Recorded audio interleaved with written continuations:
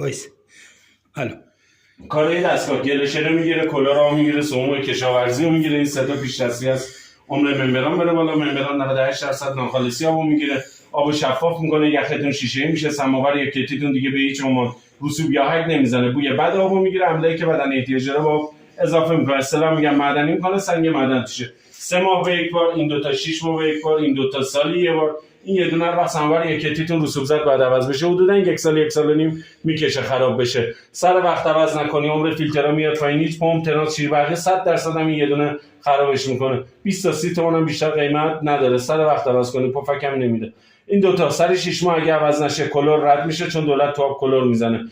کارش کلورا میگه. سر 6 ماه اگه عوض نشه کلور رد میشه. کلور خاصیت خورندگی داره، ممبران سوراخای ریز میزنه، باعث میشه آب شهری رد بشه. دستگاه الکی کار میکنه، ربطی نداره این دستگاه روزی 1 لیوان آب برداشتشه یا روزی 50 لیتر. سر 6 ماه این دو تا باید عوض بشه. این دو تا هم همینطور، ربطی نداره روزی 1 لیوان آب برداشت کنین یا روزی 50 لیتر. سر 1 سال باید عوض بشه. اگه عوض نشه با سلامت سر کار داره، پوکی استخوان میاره. ممبران هر وقت دیدین سموار یا کتیتون رسوب زد بعد عوض کنین. اگه عوض نکنین بازم آب شهری استفاده میکنین. به این مقصد میگن 4 گالون هر گالون 3 لیتر میشه 12 لیتر، چون توی داخلشه. با داخلشه توجه کنین 8 تا 10 لیتر به شما آب میده با این فشار. الان تموم شد، چون مخزن وسن دارم تست کنم نشی نشه باشه. هر وقت مخزن آب نشه باشه اینجوری ازش آب میاد که ما بهش میگیم نخی. تمام.